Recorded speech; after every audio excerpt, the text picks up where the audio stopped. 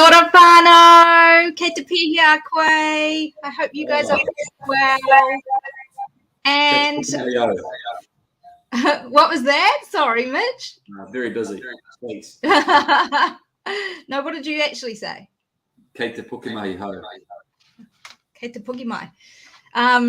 Awesome. I'm a bit of a kei te nene tonight, actually. Feeling a little tired, but that's all right.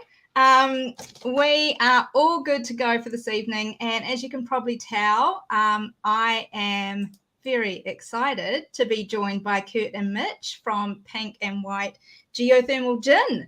And I was just telling Kurt and Mitch before we came live that actually this is by request. We've had a few members saying, please, can you get one of their gins in the box? We'd love to hear what they're doing and hear all about their story. I can see many of you jumping on now. Dot, it's wonderful to have you with us. Please leave a comment, drop a comment, let us know that you're here. And of course, if you have an authorized StreamYard, I will just see that it's Facebook user. And so I will call you accordingly. And so will the boys tonight. They have full permission to do so.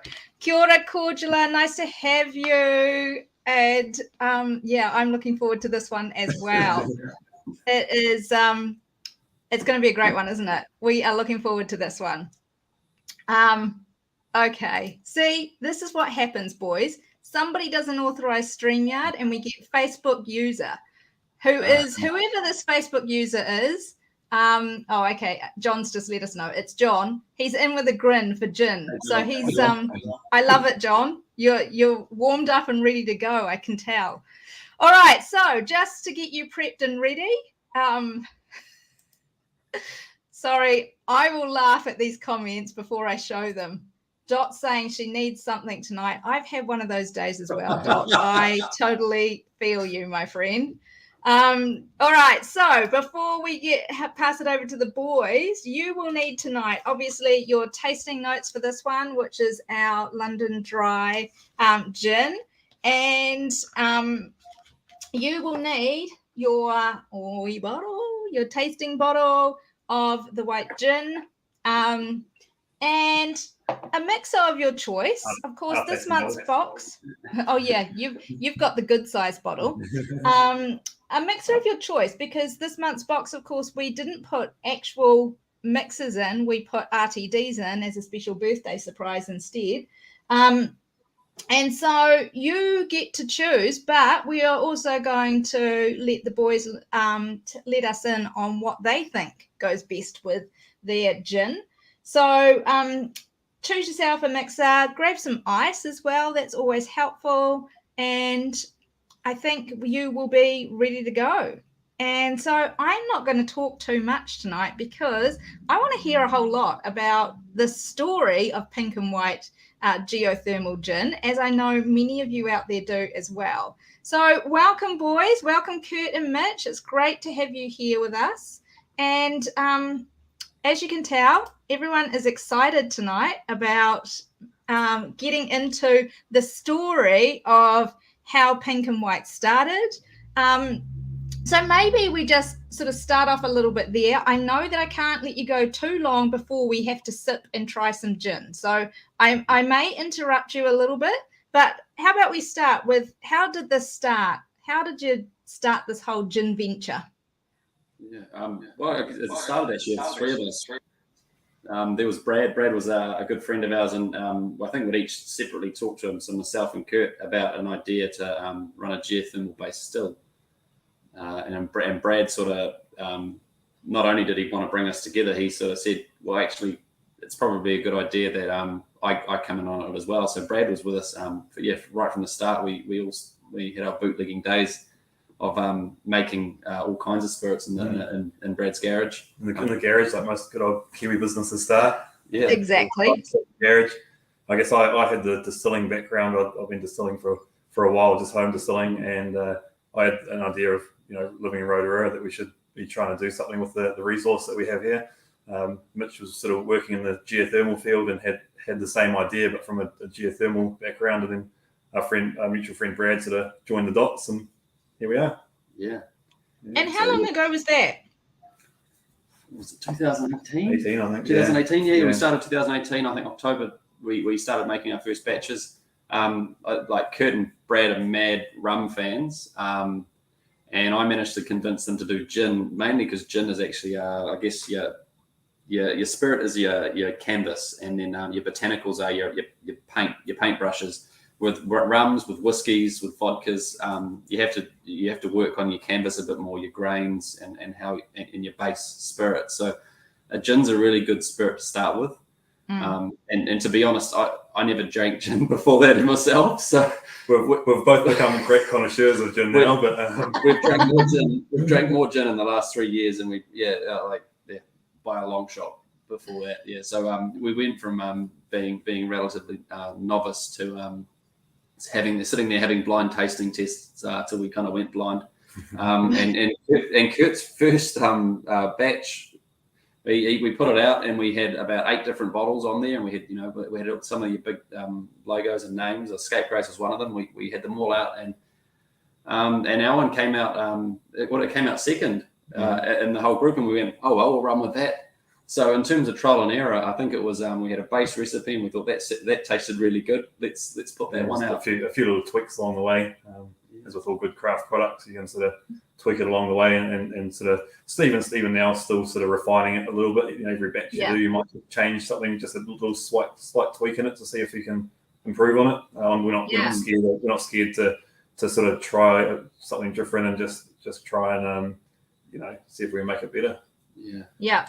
So Cordial is asking, does that mean you distill your own base spirit as well? So are you making it right from the base? No, we don't. We actually we did start out making our own from the base. And we are looking at doing a product, distilling our own base spirit down the line as well. But no, at this stage, we're not using whey. We're, like most of it, we're using whey.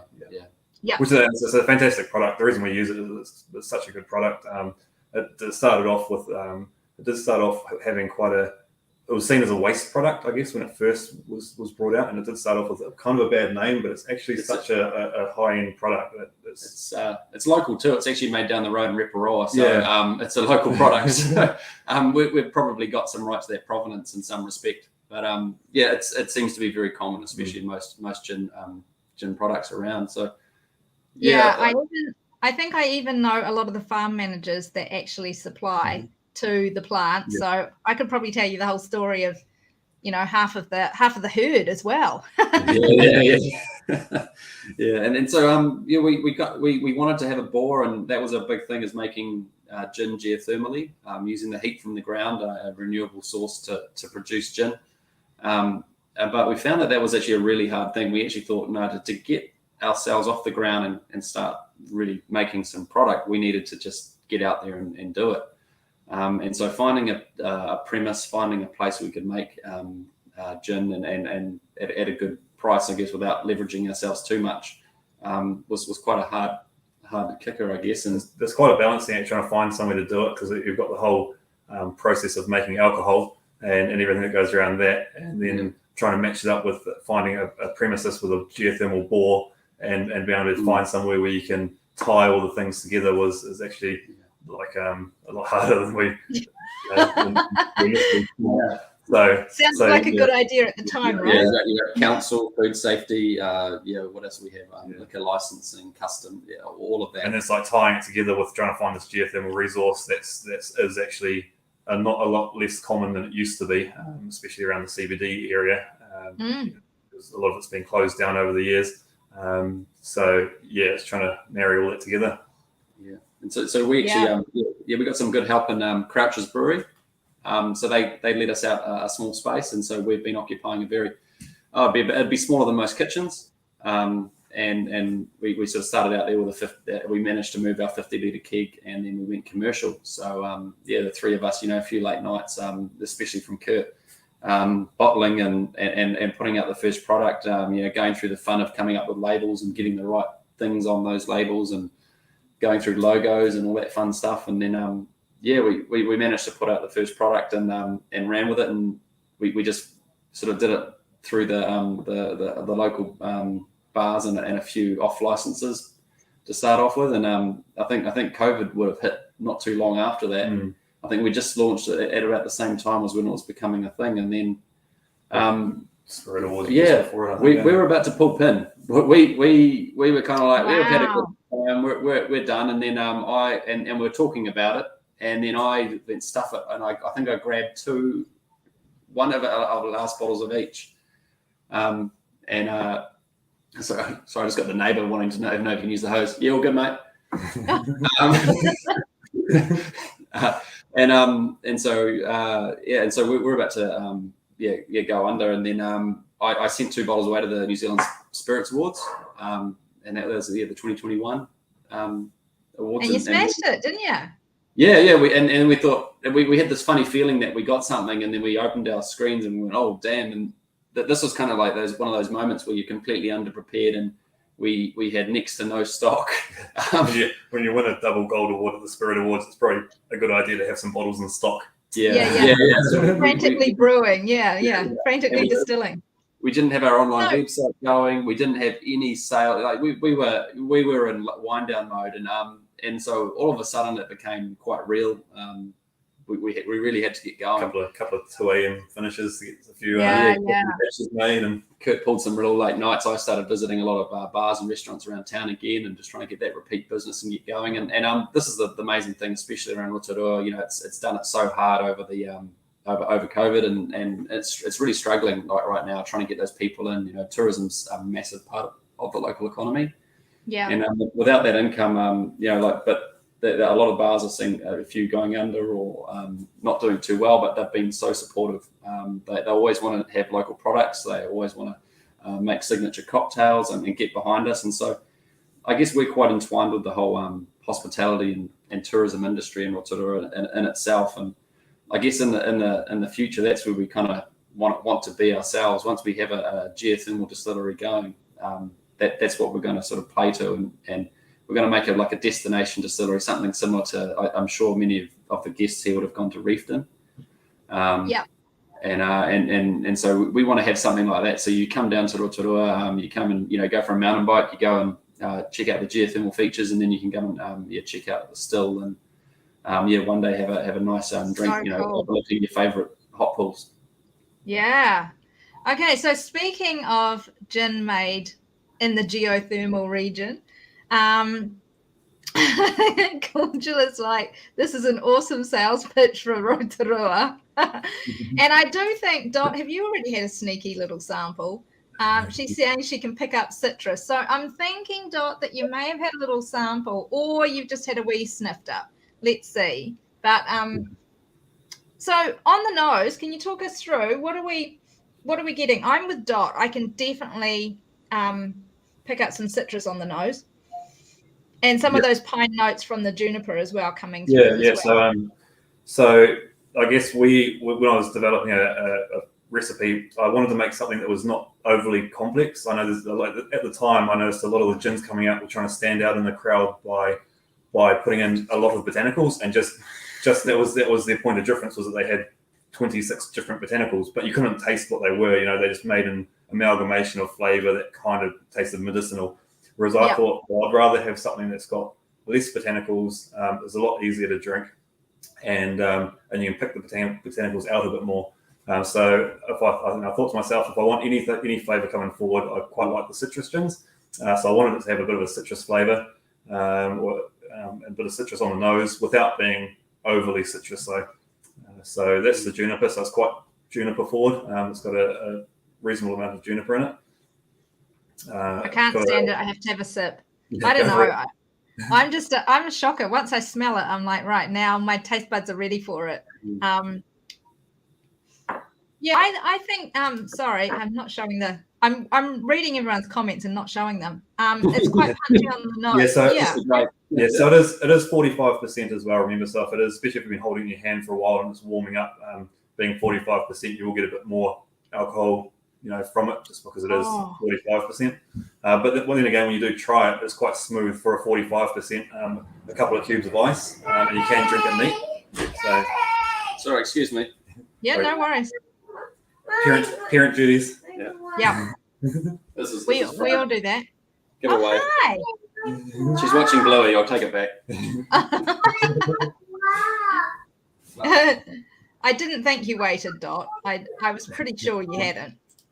All right. So I've had a sneaky sample. What about everybody else? That is, I mean, Kurt, that really is super smooth for 45%. You know that you're drinking a stronger weighted, you know, a stronger volume alcohol because it's certainly got the warmth to it from the alcohol, but it's super smooth. Yeah, that's what I was sort of going for, and not, you know, I don't know, I wasn't making it as a gin that you can drink neat, but it was kind of like a good side effect, I guess. That, you know, there's not a lot of gins that you could actually enjoy with a couple of cubes of ice and maybe just a little splash of lemon. If you want to, like, our gin's perfect for that. The best seal of approval actually was at the Spirit Awards themselves. The bartender for there, he goes, this is the gin I'm pushing across all night. He says, because it tastes like gin, and he gave us a few others, and he said to us, yeah, was it? He goes, oh, try this one, and he goes, oh, it tastes like you're eating an entire bushel of coriander.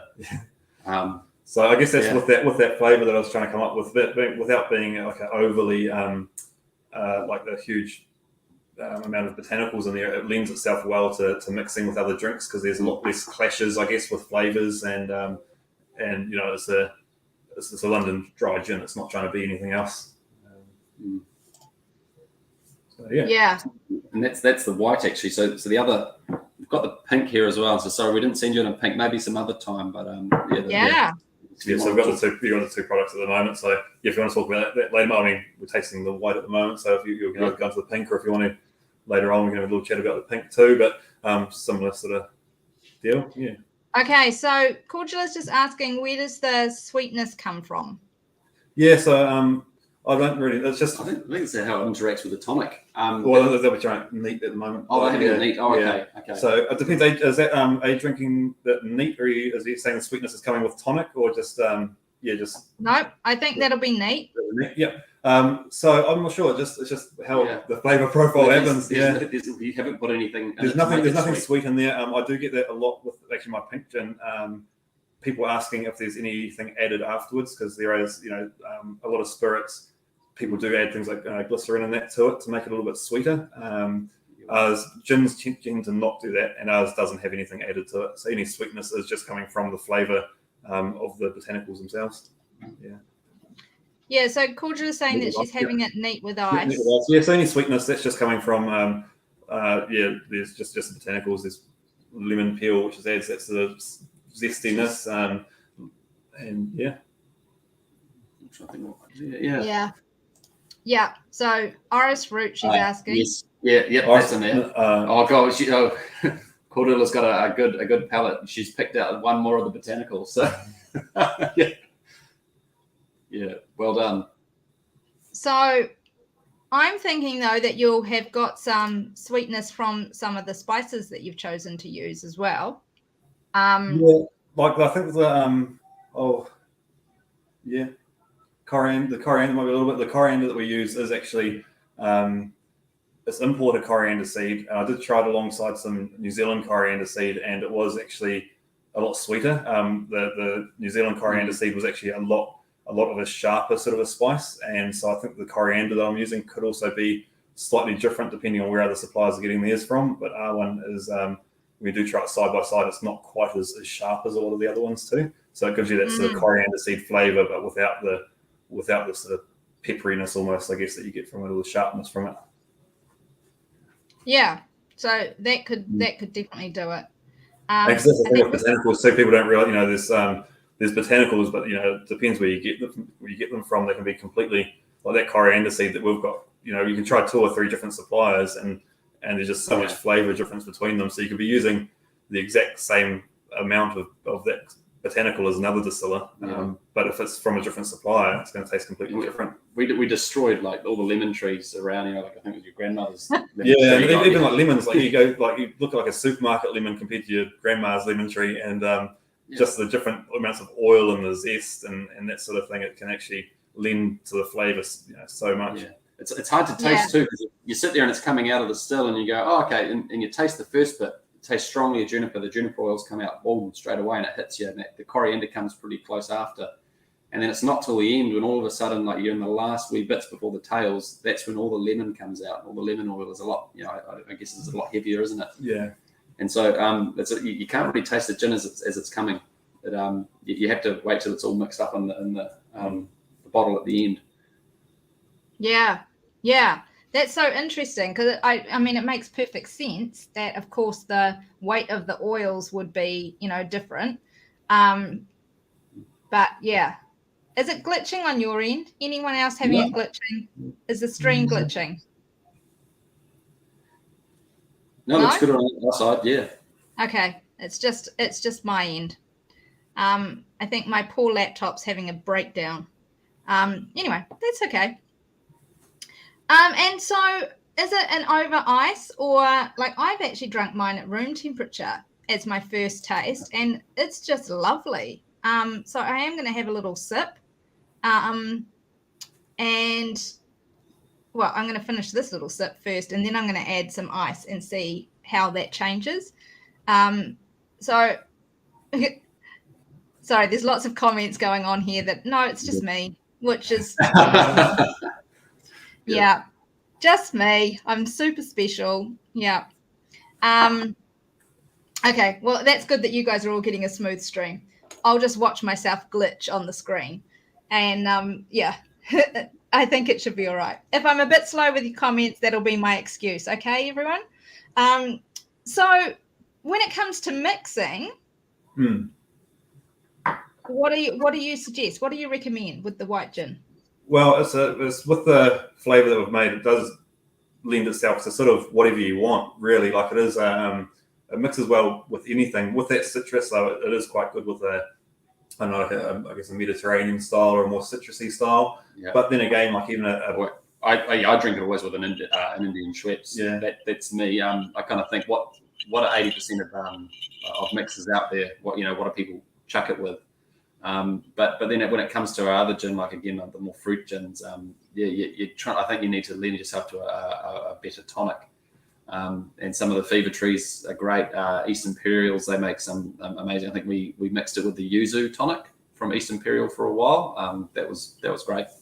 Yeah, I guess we kind of I do anyway. I kind of have I don't know. I go run with the tonic for a while, and you pick one you think is really nice. You have it with that for maybe a couple of months, and you go and try something else, and like, oh, it's good with this too, and you sort of just go in waves of different stuff. Yeah. What tonic have you got with you tonight, Sarah? I have got the Refreshingly Light from Fever Tree, just because I didn't want to complicate it. I didn't want to add anything in the flavour. And that's the thing. When we're doing our tastings with the recipes, it's so surprising how you can have a gin that you think is beautiful, and then you try it with a different tonic, and suddenly it's a completely different drink. So, and it can be quite personal as well. We could sit here and recommend tonics all night, but then it is down to because it is such a huge addition to the flavour of the gin, and it's quite personal too. I think some people like something really citrusy and some don't. But being our product, I think our product does. There's nothing that I've really tried it with that I thought, this doesn't really work. But there is ones that I prefer. It's a great way of getting to know people, actually doing blind taste testings with a whole bunch of others. We had, I think, was it one of the gins? I think out of the six of us, everyone found I think it was Roku absolutely foul, except for one person thought it was their favourite gin ever. And we're sitting there looking at it and going, how? How? But again, it's all a matter of taste and preference. And so that's the thing about gin. And even soda water, like being a little bit citrus forward with soda water, it's quite nice. If you're not into tonics, soda water's good. Our pink gin, my partner, she doesn't like tonics that much, so she has it with lemonade. A dry sweet gin, so with a dry lemonade. That's how she likes it too. Yeah, and probably the fact that the fact that we weren't gin drinkers probably before we started this is we're relatively uncorrupted. Our taste buds weren't. We didn't have 30 years of Seegers behind us. Anything like that, nothing that ruined our palate. So maybe we were onto something with not having had too many gins before we started. Yeah, possibly. So talking of different palates, and saying she's trying it with Fever Tree elderflower tonic. Yeah, I've heard a few people like it with the elderflower one. I've actually had a few people say that's their favourite.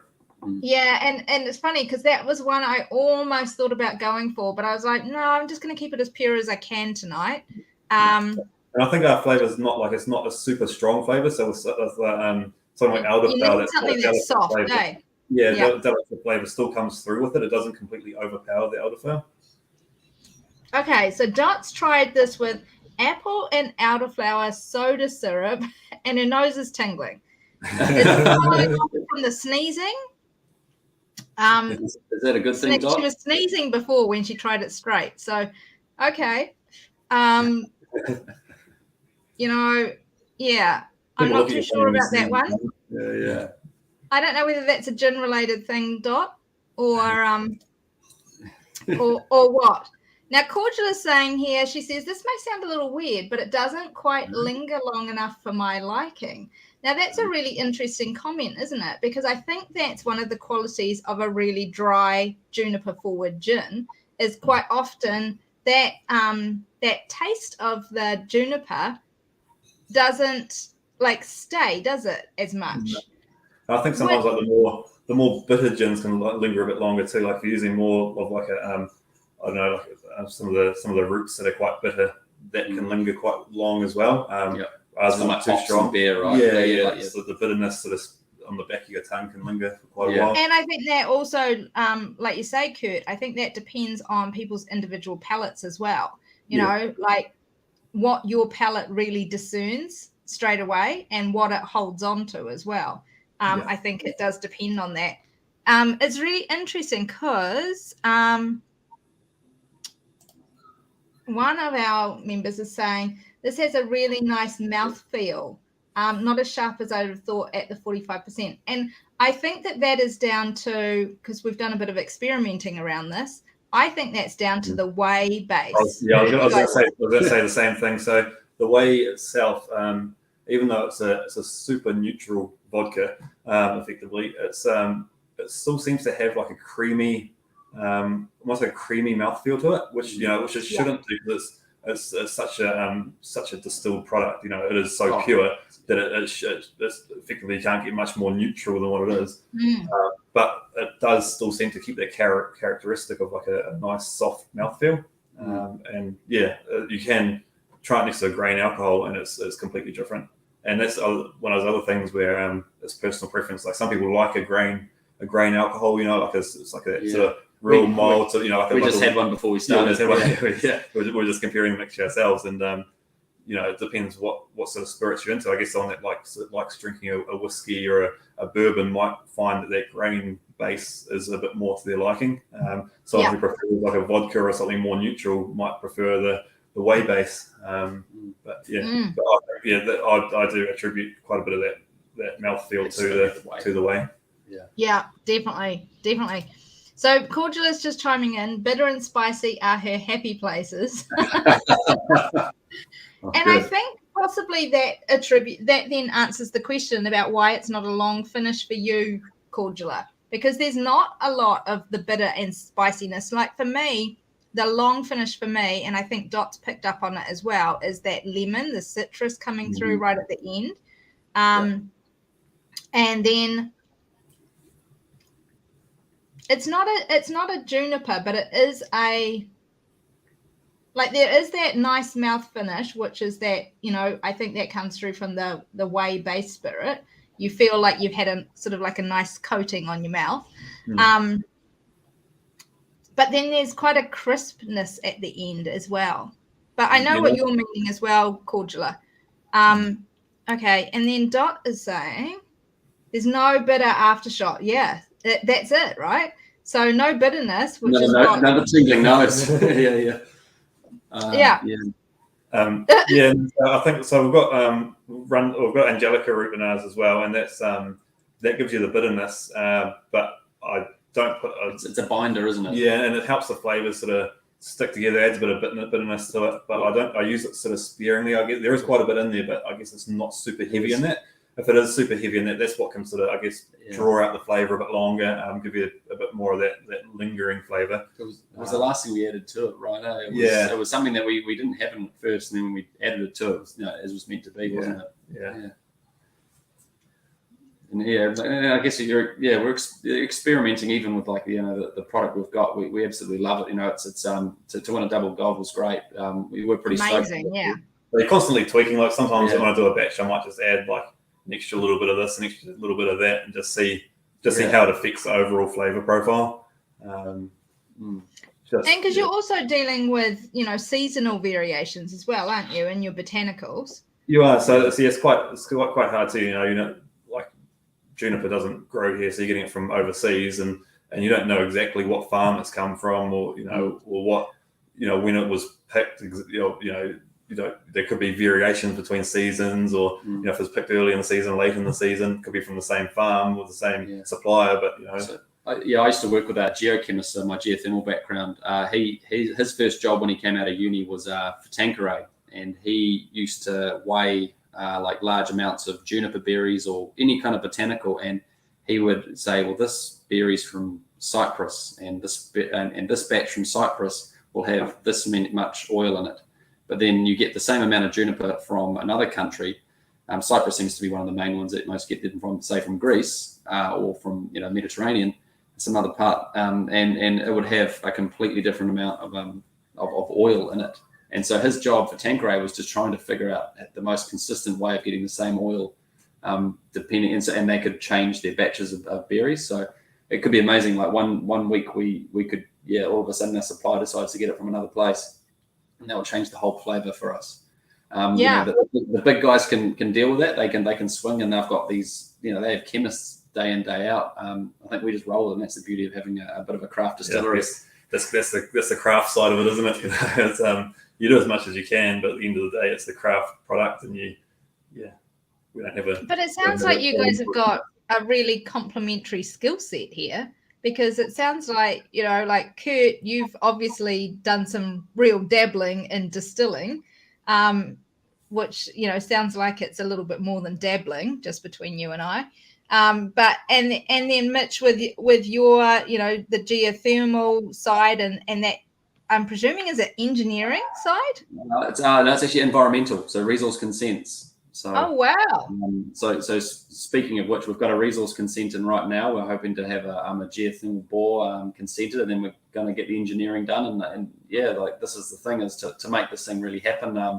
We're on that path, and give a few months, we'll be there. So that's my bread and butter. That's my background, and in a place like Rotorua, you just got to make the most of the resources. So much of it's used for power, for house heating, spa pools, and I think it's just coming up with new and innovative ways of using that heat. It's kind of what we're about, and it's great. It sort of speaks to the provenance of the area. We're able to incorporate it into our name. And it's great. So the locals just support us really, really well. So it's just great to sort of, in our brand, we're selling Rotorua, and then as a result, Rotorua sells us. Yeah, which is absolutely fantastic, isn't it?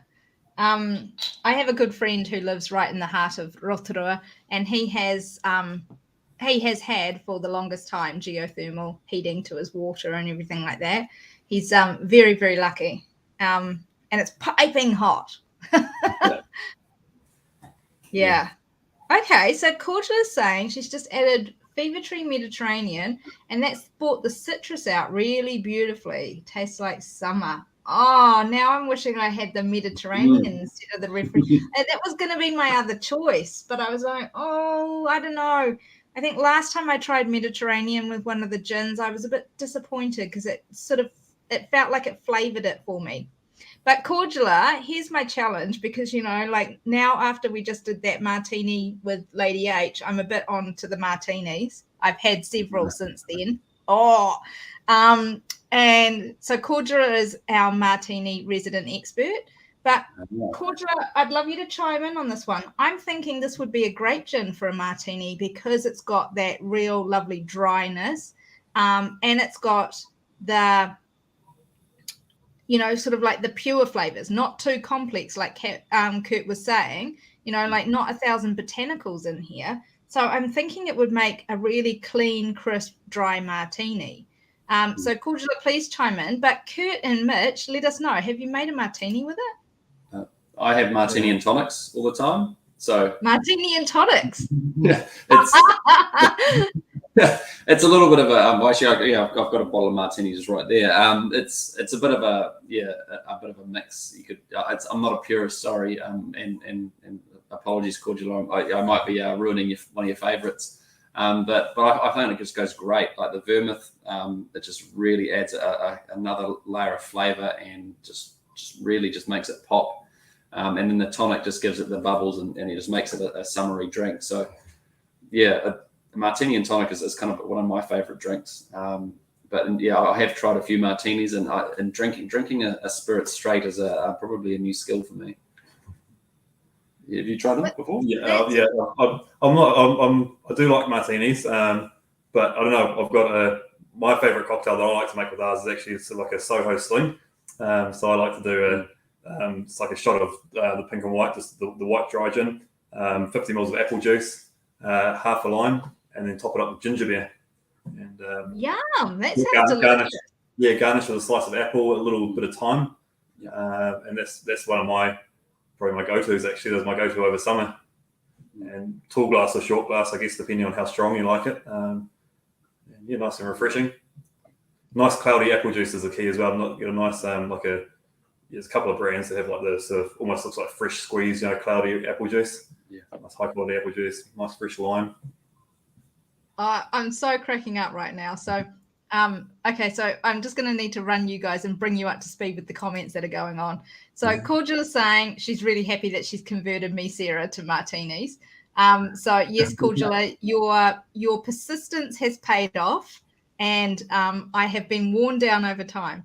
No, kidding. I have come to see that not all martinis are made equally, and I discovered that the other week when we were with Donna.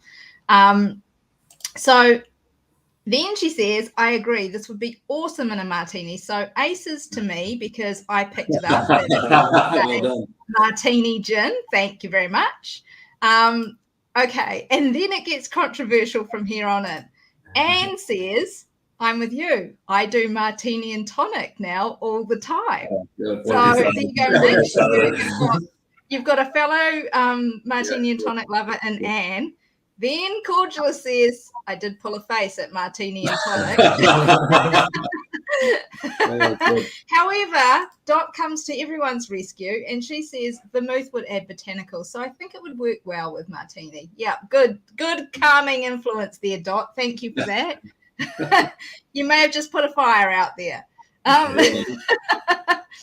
So you said that a lot of the local bars are using it in signature cocktails. What are they playing around with? What are they experimenting with? A few of them are playing around with a variation one that I sort of made it earlier, and I think they do it better than me, much better than me. So a Clover Club is the base, which we have in the tasting notes. Yes, the Clover Club's in the tasting notes, and so that's it's a relatively non-complex cocktail to make. It's the raspberries. Obviously, give it more flavour. The egg is the emulsifier. I think it makes it really interesting that there's a cocktail because when it splits out the two layers, you have the white terrace as such on top, and then the underlying pink. And so we love it as our signature drink. And the good thing about the egg emulsifier is if you're making a batch for a lot of people, don't chuck in more egg whites. Just it doesn't add because if you put in too much egg white, it can really overcook it, so to speak. Or something that you can actually try, which sounds really weird. I thought it was weird until I tried it. It was using aquafaba, which is aquafaba. I was going to say that. Yeah, and it's actually you think it's very weird using chickpea juice, but yeah, it's fine. It works just as well as egg whites. I think it actually looks better in a glass. So as you're drinking it, when you drink the egg white, it sort of sticks to the side of the glass as it goes down, whereas aquafaba doesn't stick to the side of the glass. So as you're drinking, it sort of goes down nicer in the glass, so it actually looks better. But they do work equally well. And aquafaba is like so weird because you'd expect it to have like a really strong taste. So for those of you who haven't come across aquafaba before, it's basically what is left in the can when you take all the chickpeas out of a can. It's that. Sometimes you have to be a little bit careful with just making sure it's not some of the brine. So there's chickpeas in the salt. water or in brine. Yeah. So if it's brine, don't make the mistake of using the brine, Yeah, no. the real salty brine, because then it might not be the greatest. Yeah, that would be not that flash. Could be a variation on a martini. Yeah. And you'd think you get a bean taste. It does actually, and when you smell it, it does smell like beans when you first pour it out of the can, but it doesn't come through at all. That flavour just disappears. Yeah. So yes, Dot, absolutely. Aquafaba is great for making meringues and pavlova. Yeah, exactly. I've seen that. Yeah. So it's literally an egg white substitute, and it makes just amazing meringues and pavlova. And I'm with you, Kurt. It's got a better consistency, hasn't it, than what egg whites actually have. Essentially, almost fluffier, like less sticky and a bit more fluffier. And I think it's a little firmer as well. Yeah. Like it just seems to shake up a little firmer as well. So yeah, absolutely. So for all the vegans amongst us, I'm not too sure whether there is any. Well, yeah, because we got whey. It's not made from whey, so but not technically vegan. But yeah, true. When we get the grain, true.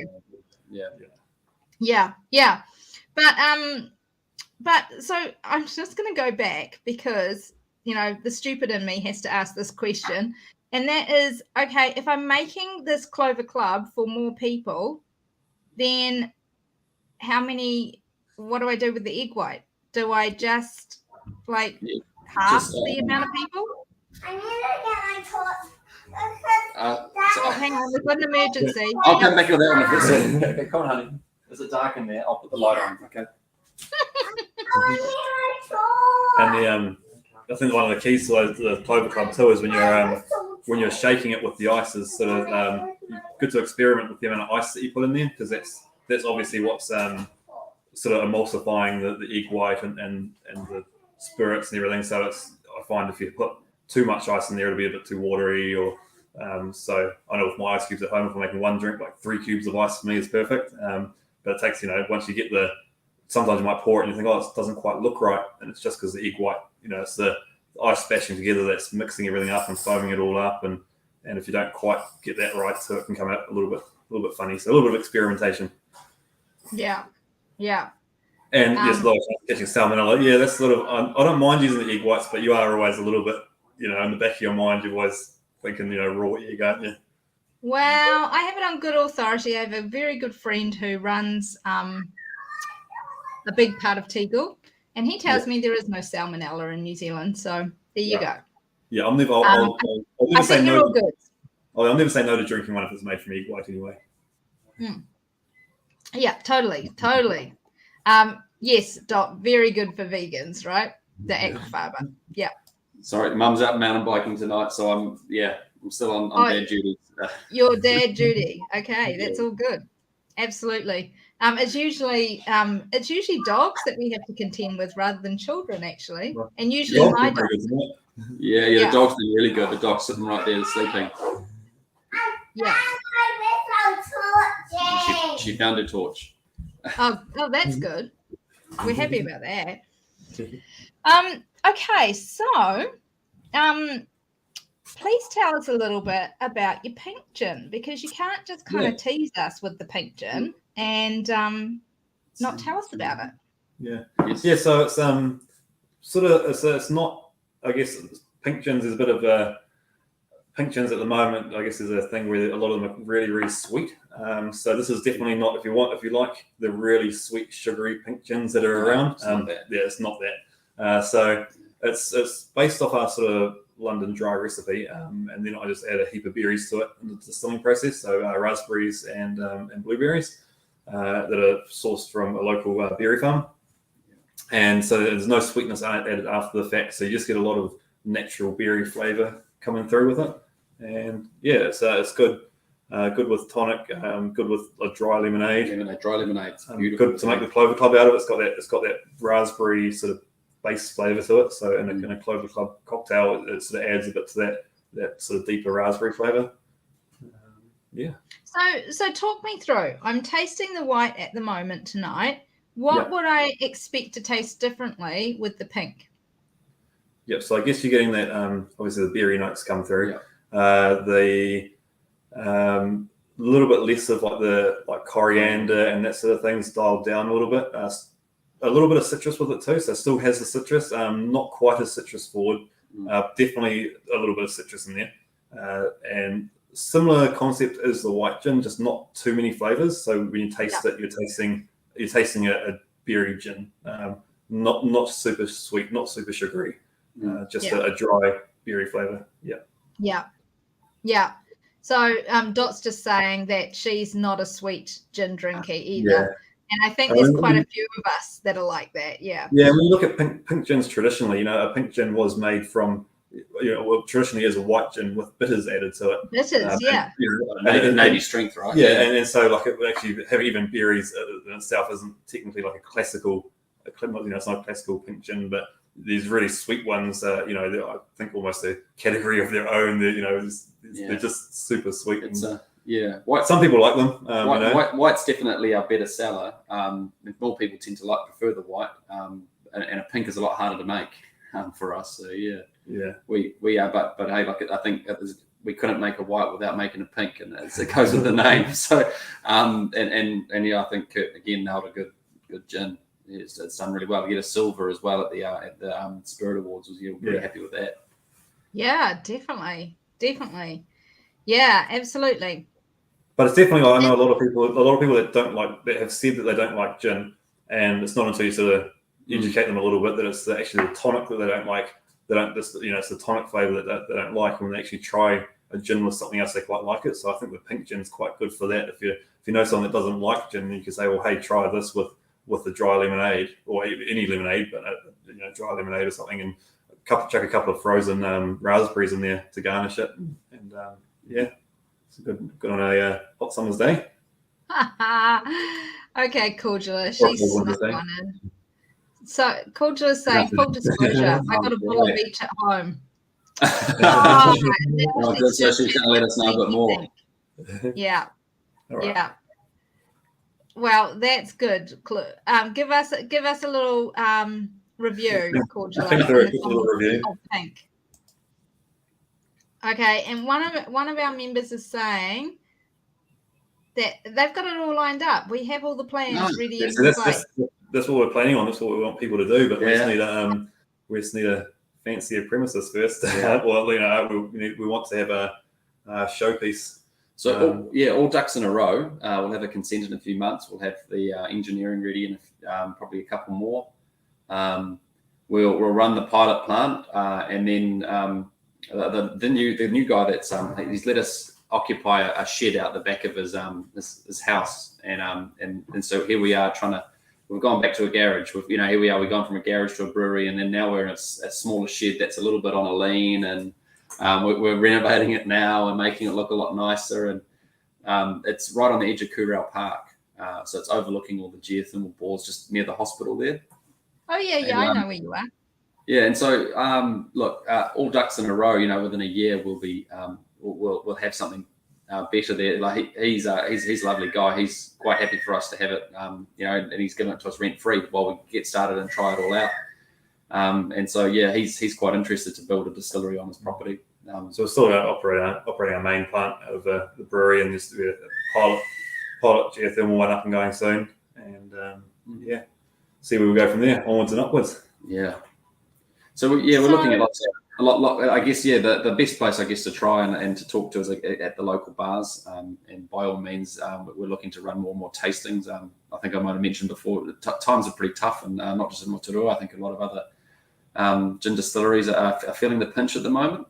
But we've been lucky. We're able to sort of scale up and down a bit. But we're just sort of looking forward to better times ahead, and probably as we get out of this, sort of sales will start picking up again. It'll be great. Our goal is to sort of try and help out a few of the local bars and restaurants and stuff too by holding a few tastings there and trying to draw a few people in for a few tasting nights. And so if you're in the area and you see we might have something coming up soon, so we'll be sending some up here, and you never know, we might do a bit of traveling around to some other ones around the place and have a few tasting nights. They seem to be pretty popular. People are pretty keen to. Yeah, we haven't even advertised it yet, and apparently we've already got people booked into this upcoming one. So we're all ready to do Gin Credible. That was going to be our first event. We're looking forward to do that, and that got cancelled. And so and like we want to get into more. Like we're one of there's since we started now. There's 2 other gin companies operating. There's one other one operating in Rotorua, going for the international market, and then there's another guy who imports South African gin. So we've got a few friends now, which is good fun, and they're lovely to work with. So we sort of.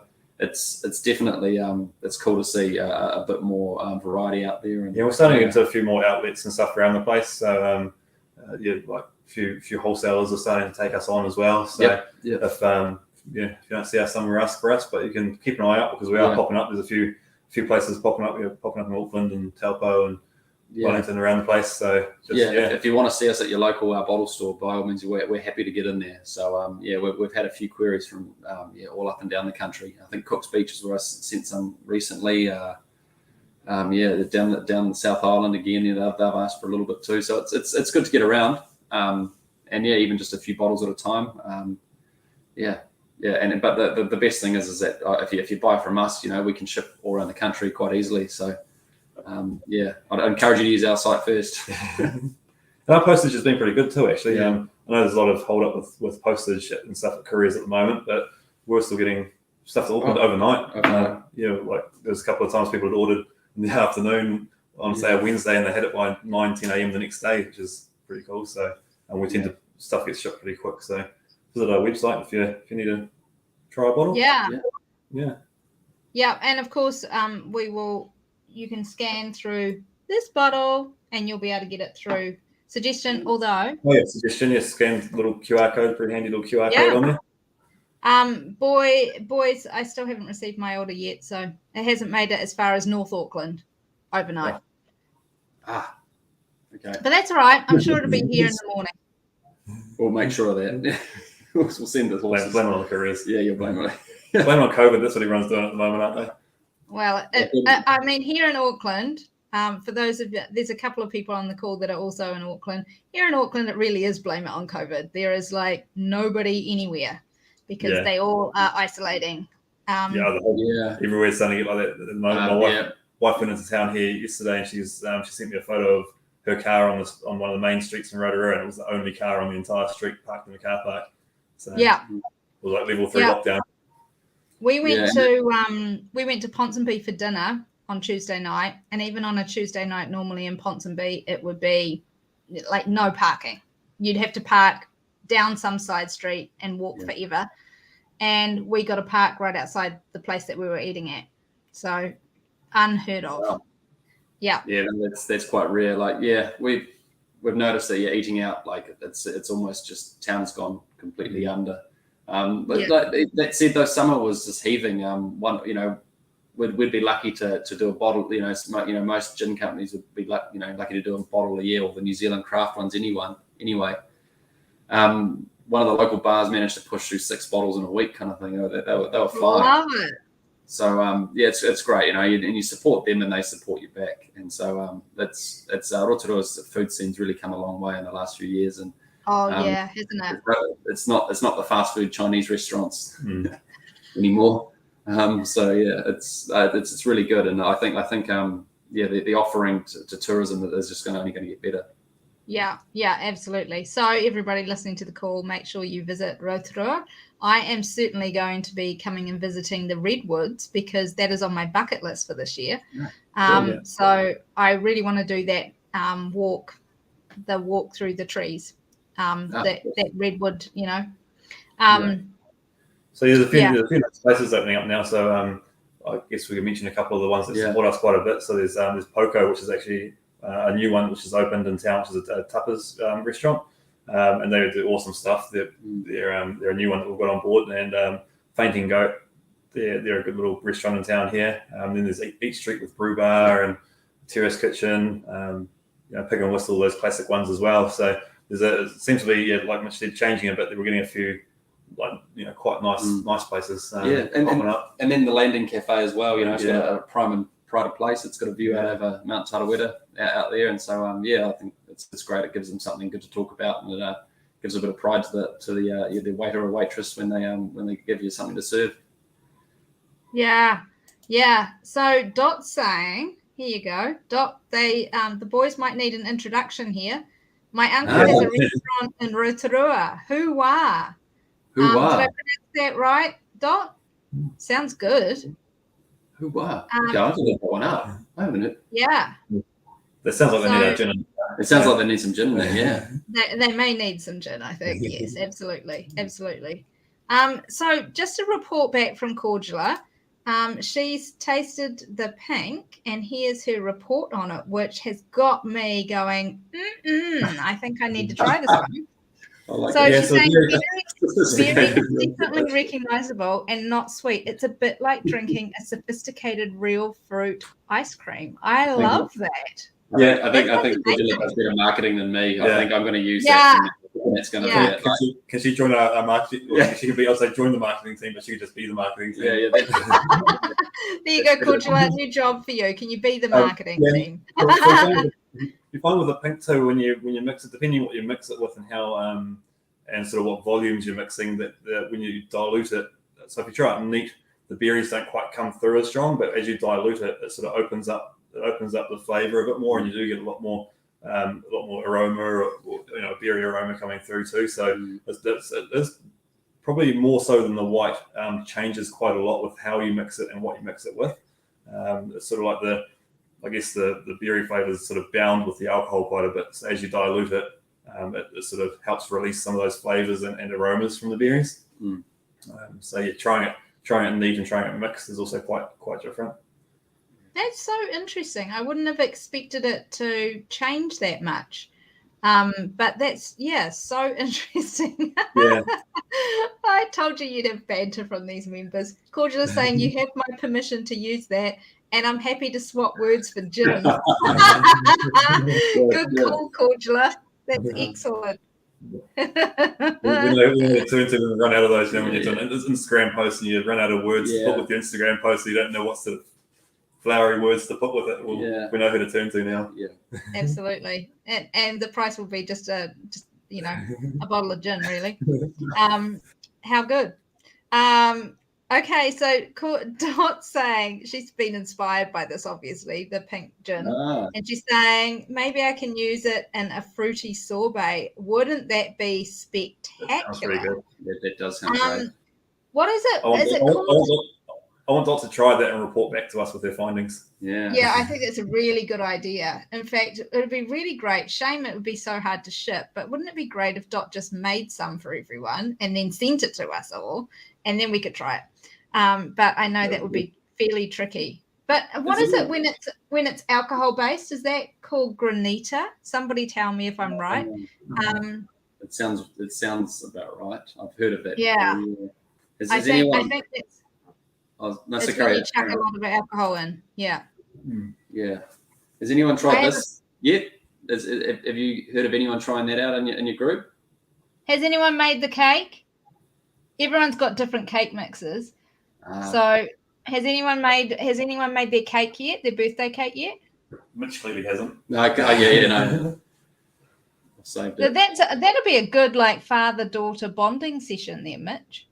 Oh, right there in that packet. I've made a cake with her before. That'll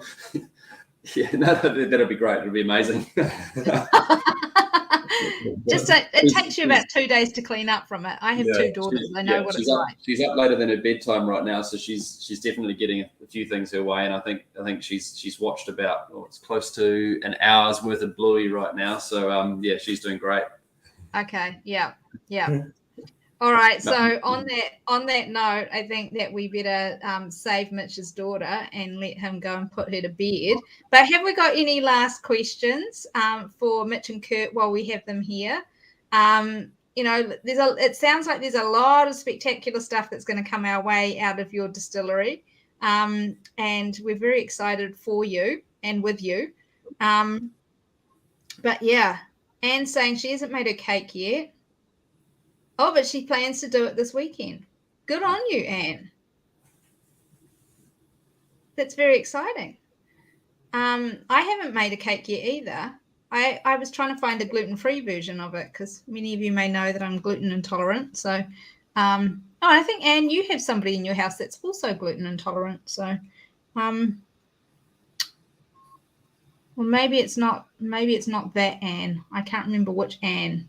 let me know. Yeah, Dot hasn't made her cake yet either.